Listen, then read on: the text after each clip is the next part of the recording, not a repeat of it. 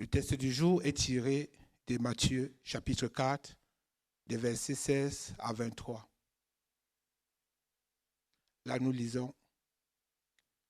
Ce peuple, assis dans les ténèbres, a vu une grande lumière, et sur ceux qui étaient assis dans la région de l'ombre de la mort, la lumière s'est levée. Dès ce moment, Jésus commença à prêcher et a dit, « Repentez-vous, car le royaume des cieux est proche. » Comme il marchait le long de la mer de Galilée, il vit deux frères, Simon, appelé Pierre, et André, son frère, qui jetaient un filet dans la mer, car ils étaient pêcheurs. Il leur dit, « Suivez-moi, et je vous ferai pêcheurs d'hommes. » Aussitôt, ils laissèrent leur filet et le suivirent. De là, étant allé plus loin, il vit deux autres frères, Jacques, fils de Zébédée, et Jean, son frère, qui étaient dans une barque avec Zébédée, leur père, et qui réparaient leur filet. Il les appela, et aussitôt, ils laissaient la barque et leur père, et ils le suivirent. Jésus parcourait toute la Galilée, enseignant dans les synagogues, prêchant la bonne nouvelle du royaume et guérissant toute maladie et toute infirmité parmi le peuple. Amen. Laissez vos fidèles venir au chant. Laissez vos filets.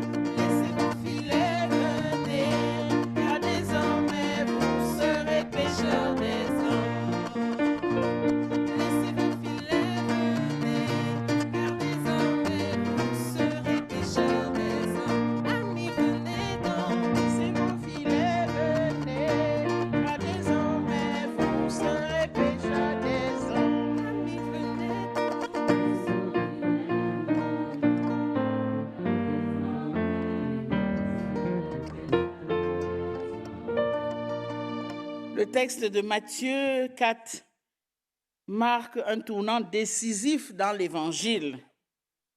Après le baptême de Jésus et la tentation au désert, le ministère public de Christ commence réellement.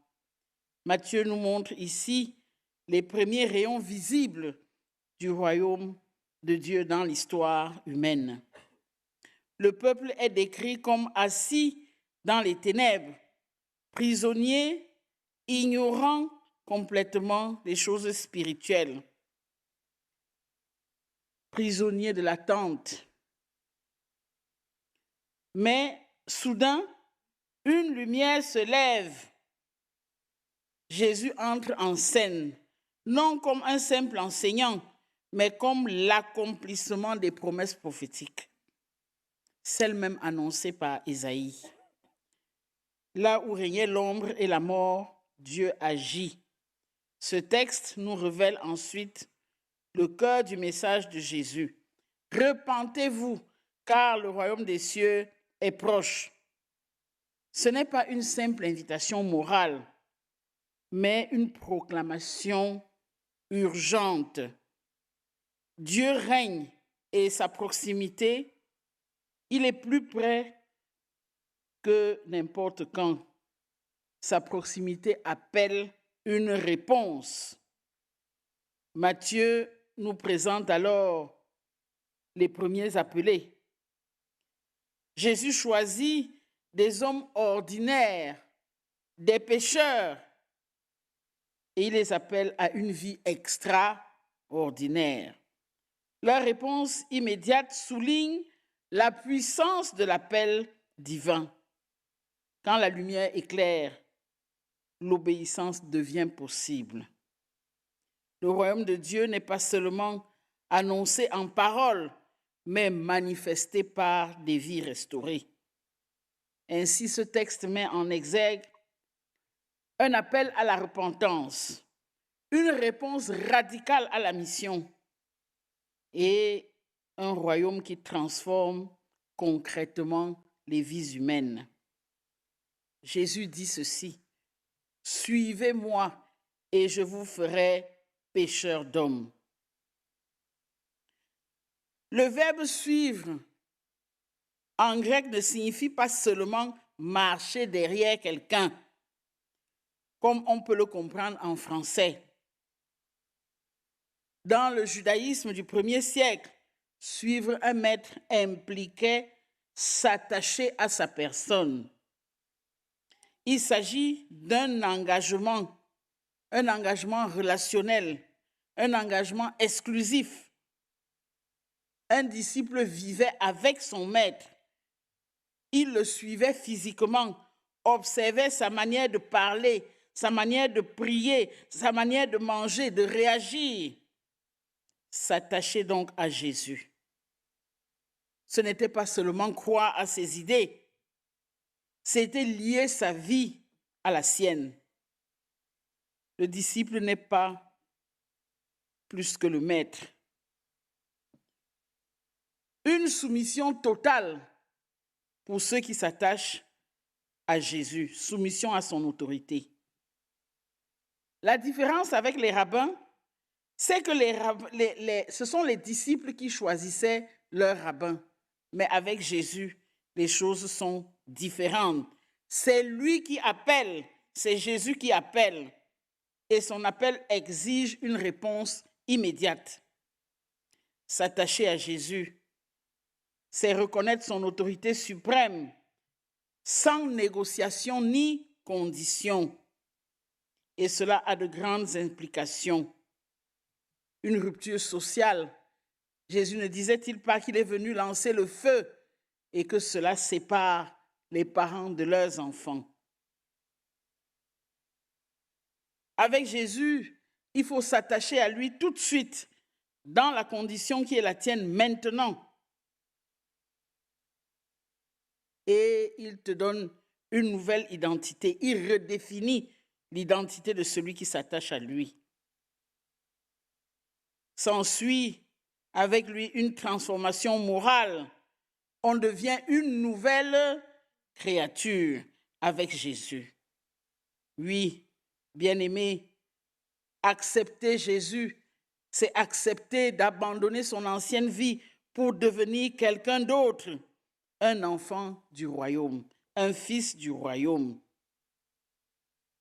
On ne suit pas une doctrine, mais on suit ici une personne.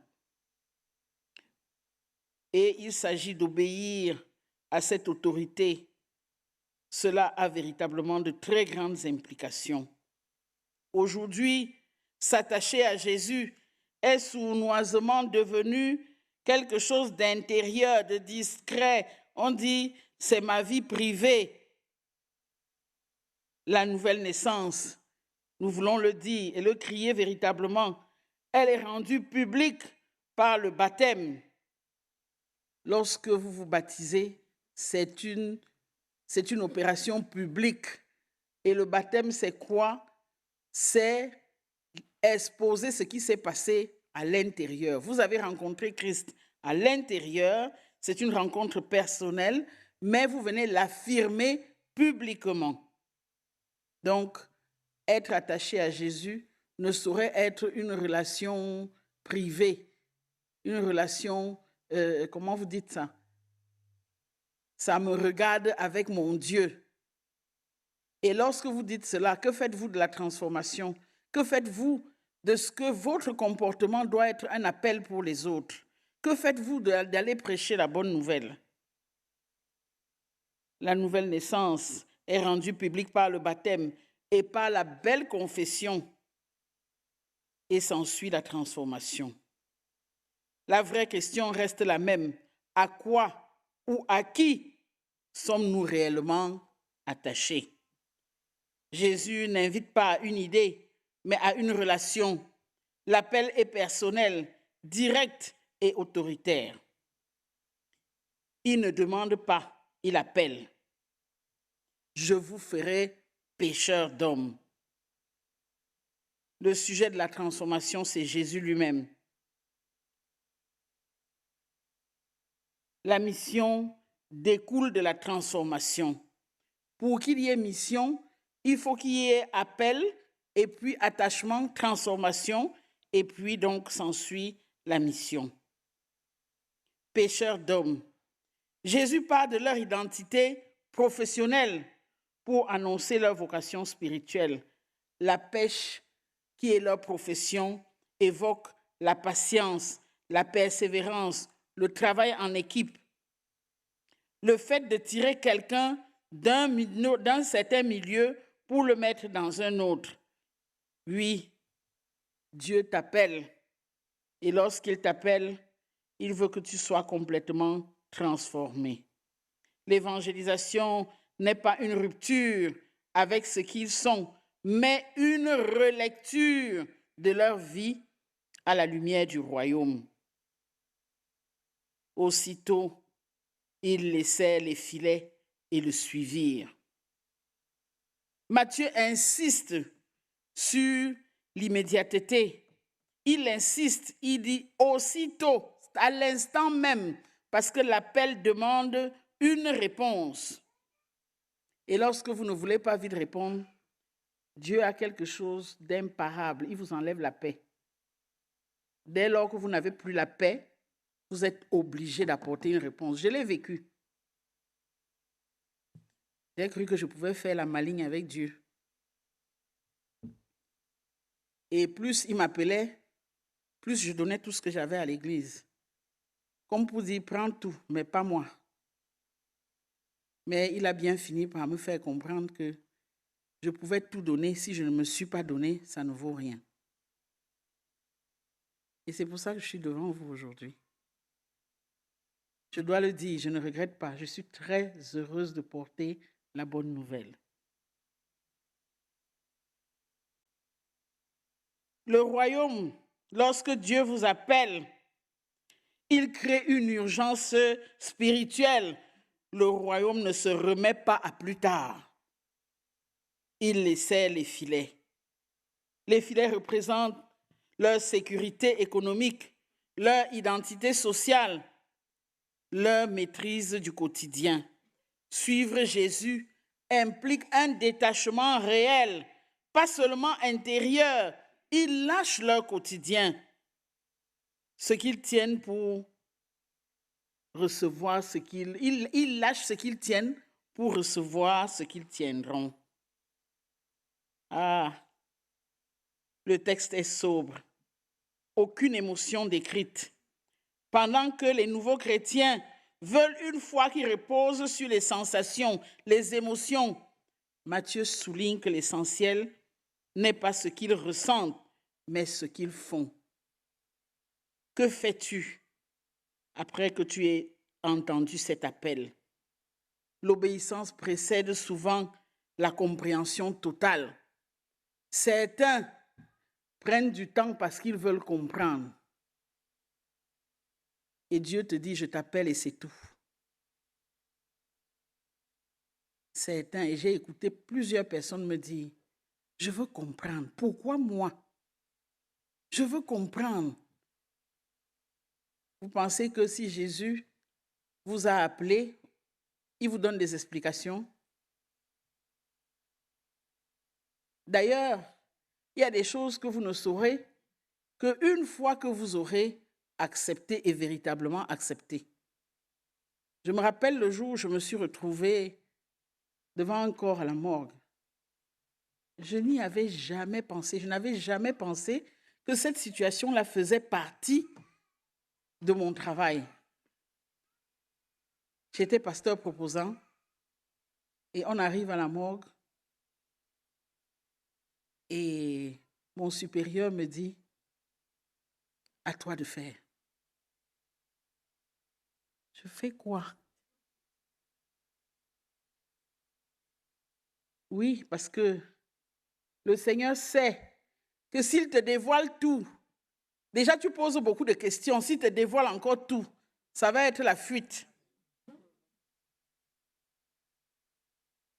Aussitôt, ils laissèrent la barque et leur père et ils le suivirent. Une radicalité encore plus forte. Ils laissent même la famille. Et dans le peuple de ce temps-là, le peuple juif, la famille et le travail, voilà les éléments les plus importants. Et pourtant, ici, Jésus casse tous les codes. Laisse le travail, laisse la famille et suis-moi.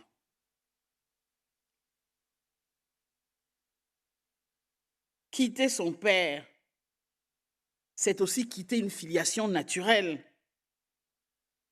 Mais si Jésus te demande de quitter ta filiation naturelle, c'est parce qu'il te donne une nouvelle filiation.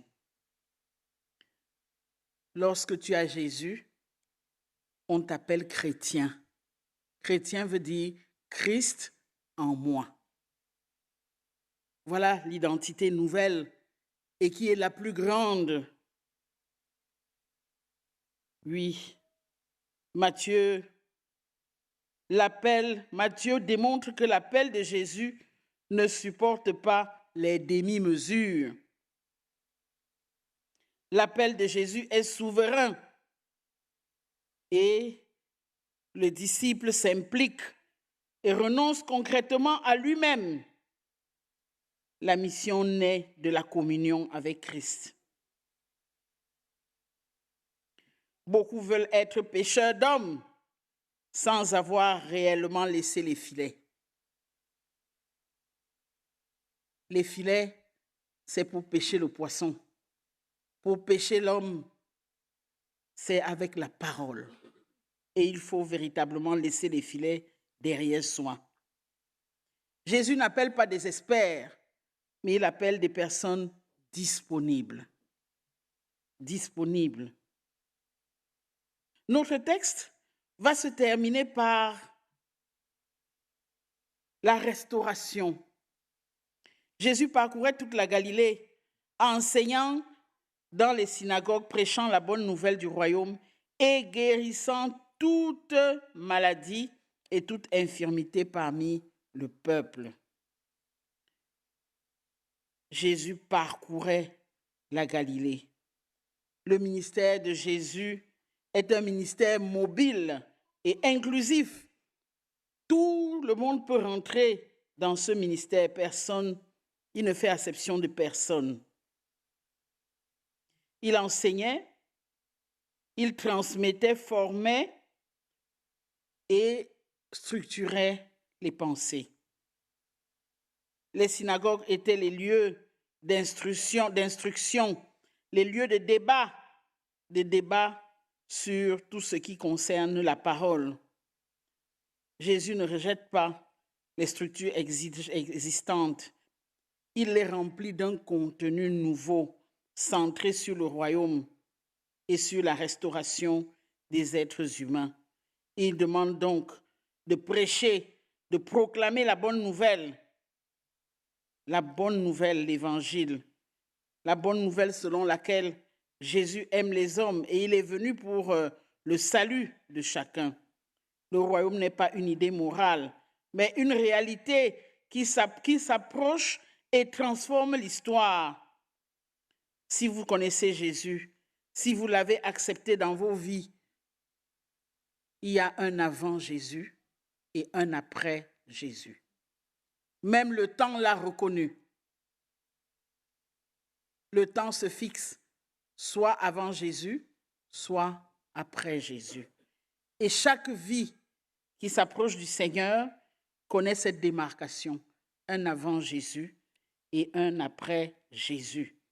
La guérison ici est le signe visible de ce que le royaume fait de manière visible et même invisible dans les vies. Parfois, vous vous approchez du Seigneur, vous avez même une maladie que vous n'avez même pas encore diagnostiquée et le Seigneur, dans sa grâce, vous guérit. Vous ne saurez même pas que vous avez été guéri par lui. Dieu agit et restaure les vies.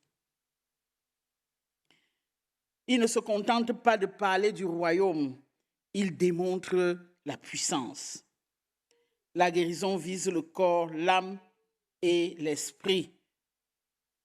Une structure trinitaire du ministère de Jésus. Jésus est là pour enseigner, pour former, prêcher, guérir.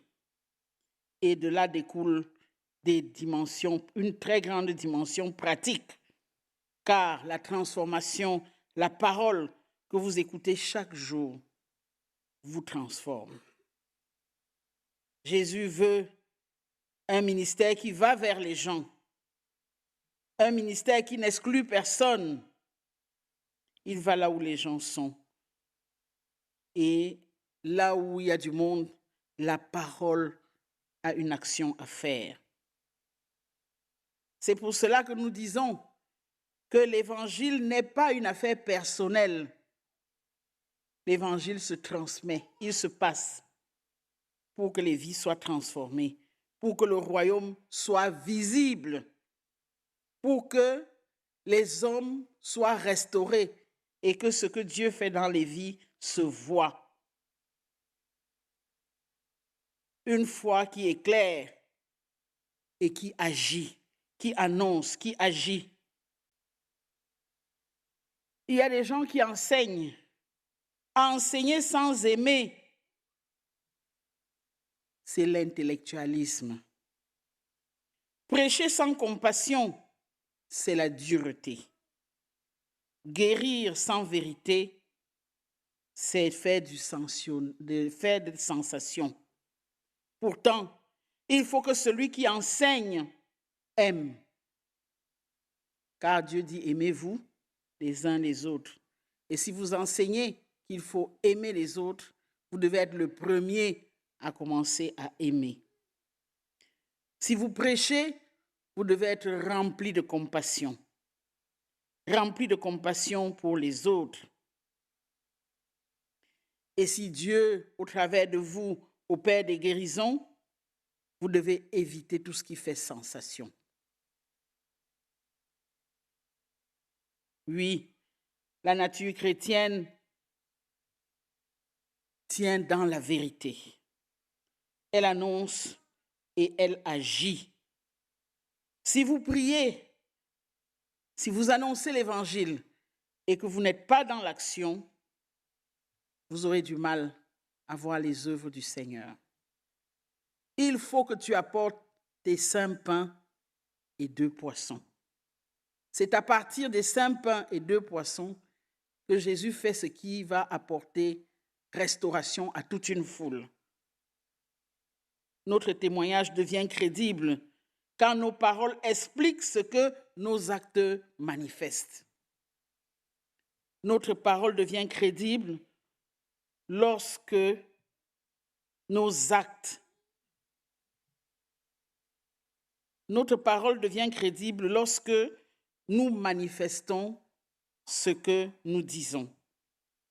Si ce que vous dites n'est pas ce que vous vivez, vous ferez mieux de vous taire. Parce que lorsque vous parlez, les gens regardent à vos vies et se disent, c'est celui-là qui nous dit de faire ci, de faire ça. On voit bien dans sa vie qu'il ne fait aucun effort. Vous voyez qu'au lieu que la parole que vous prêchez produise des questionnements chez les autres, ça produit plutôt le jugement. Parce que ce que vous faites n'est pas ce que vous dites. Il faut qu'il y ait une adéquation. Il faut que ça soit cadré, comme disent que les jeunes. Oui, bien-aimés, vous avez reçu un nom. Vous avez reçu une identité. Allez donc et vivez selon cette identité. C'est alors que vous deviendrez des personnes ressources parce que l'on voit que ce que vous dites, même si cela est difficile, vous faites des efforts pour l'appliquer dans vos vies. Ne soyez pas des scandales, ne soyez pas des contre-témoignages, car cela serait véritablement malheureux. Que Dieu vous accompagne dans cette mission à laquelle il vous a appelé. Amen.